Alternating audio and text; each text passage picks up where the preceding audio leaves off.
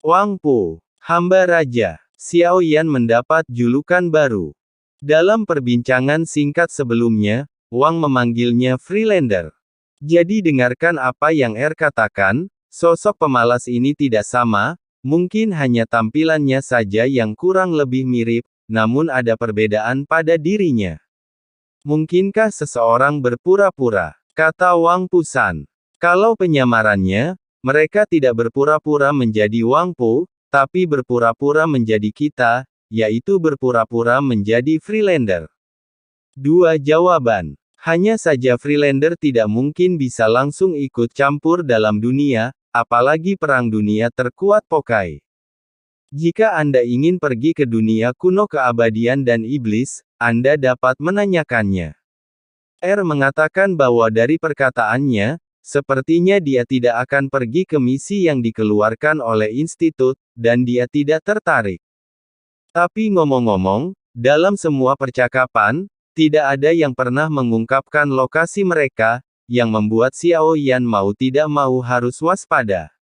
Jadi rasa saling percaya itu tidak nyata. Apa yang disebut kepercayaan hanya berlaku sejauh ini. Selain itu, meskipun setiap orang telah menebak-nebak atau memiliki kemungkinan besar untuk mengetahui di dunia mana masing-masing dari mereka berada, tampaknya ada pemahaman diam-diam di antara mereka bahwa mereka tidak menanyakannya secara spesifik.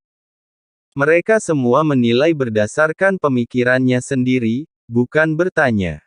Jadi informasi dalam percakapan, dan bahkan cara informasi tersebut disampaikan, sangatlah penting. Namun kenyataannya, bahkan di dunia yang sama, kemungkinan bertemu atau mengenal satu sama lain ketika semua orang menyembunyikan identitasnya sangatlah rendah. Ngomong-ngomong, aku punya komisi di sini. Ada orang kuat di dunia jamur segar bernama Ding Wu. Siapapun yang bisa membunuhnya berhutang budi pada penyempurnanya.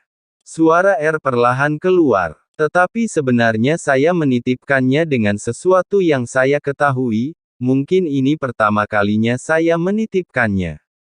Tampaknya Ding Mo ini tidak mudah untuk membunuh Sasan, tetapi dia masih banyak bicara dan riang, dan dia tampaknya tidak takut menyinggung siapapun.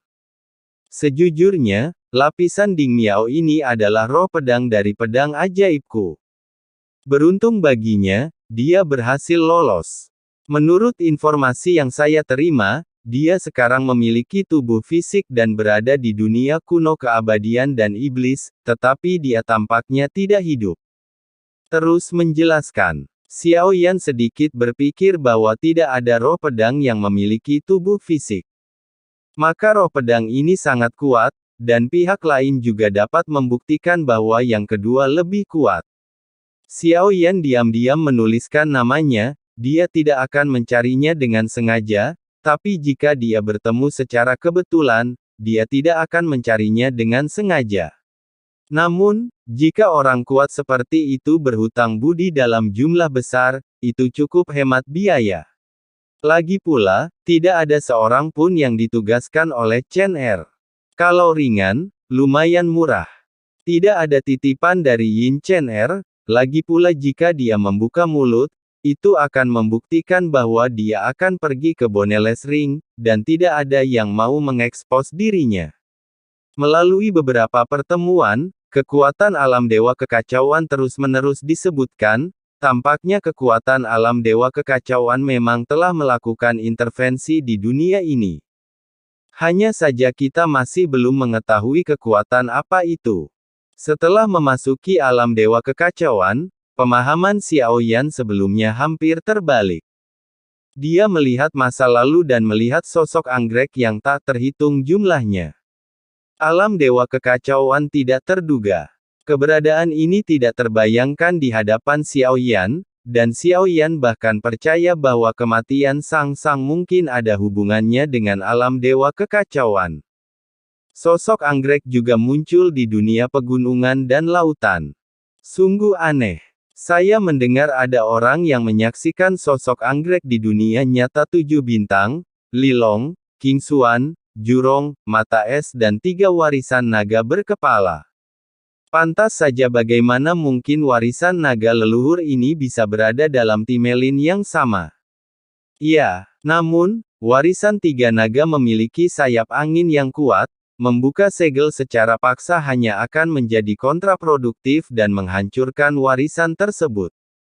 Oleh karena itu, warisan ketiga naga tersebut belum diambil alih. Menurut saya, tujuan sebenarnya membiarkan ketiga naga leluhur mewarisi kenyataan mungkin bukan untuk merebut warisan tersebut, melainkan untuk menimbulkan kekacauan di dunia pegunungan dan lautan. Xiao Yan tidak bisa menahan diri untuk tidak mendesis dingin ketika dia mendengar ini. Apakah tampaknya semua dunia sedang berselisih pada saat yang sama? Jika informasi di setiap dunia bersifat independen, tidak akan ada yang menyadari keanehannya.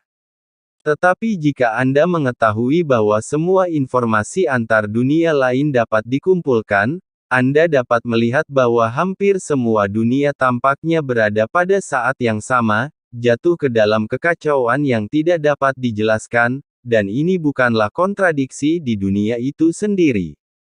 Ada kekuatan yang mengarahkan semua ini terjadi. Tampaknya kekacauan itu bukan suatu kebetulan. Apa yang sebenarnya bisa kita lakukan sekarang? Setelah merenung sejenak, kata R. Dunia jamur segar jelas dipicu oleh kekuatan yang sama, jika bisa diredakan, kekacauan di dunia ini mungkin bisa menghalangi tujuan yang ingin dicapai oleh kekuatan tersebut.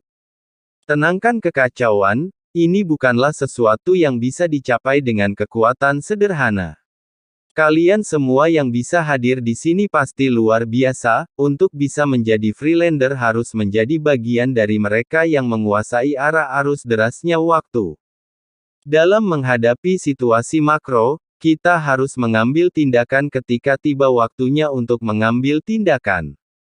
Suatu malam dikatakan bahwa kita harus melakukan hal yang benar, bukan? Suara kedua berlanjut, terdengar seperti seorang pemimpin. Saat ini, Al berharap mendapat persetujuan Yi, tapi itu tidak terjadi juga. Artinya, dia netral, tidak menentukan jalannya rapat, dan tidak mengambil keputusan apapun saat ini. Untuk mengatasi kekacauan di dunia jamur segar, staf dunia harus diperbaiki, dan staf dunia harus diperbaiki. Sejauh yang saya tahu, ada satu hal yang bisa dilakukan. Qi, yang selama ini diam, tiba-tiba berbicara. Dia berkata perlahan. Semua orang menghadapinya dan menunggu jawabannya. Ada banyak hal aneh di dunia ini, lagi pula penghalang dunia juga merupakan kekuatan terlarang. Untuk memperbaikinya, Anda perlu menemukan sesuatu yang memiliki larangan kuat. Dalam catatan, Sensi pernah memiliki eksistensi yang kuat bernama Strike, yaitu tunggangan Zheng Zunsang, mata kirinya 0, berharap benda ini memiliki kekuatan terlarang yang tak terduga. Sangat disayangkan mereka yang mencatat kematian yang mulia juga terpotong-potong di berbagai tempat. Bola roh sudah lama menghilang. Suara Qi keluar perlahan dan terdengar seperti guntur di telinga Xiao Yan yang tidak dia duga adalah Qi sebenarnya memiliki informasi sedetail itu. Dia tidak hanya mengetahui skill bertarungnya, tapi juga mengetahui Zero Ball, yang membuat Xiao Yan menarik nafas. Sulit untuk berpatroli di Lingjiu. Sensi juga sedang diserang oleh Taixu sekarang. Saya khawatir akan sulit meminta Ling Qiu membantunya. Dia menghela nafas. Bukankah Liu dari Sensi? Zero bertanya apakah kamu mengenal San?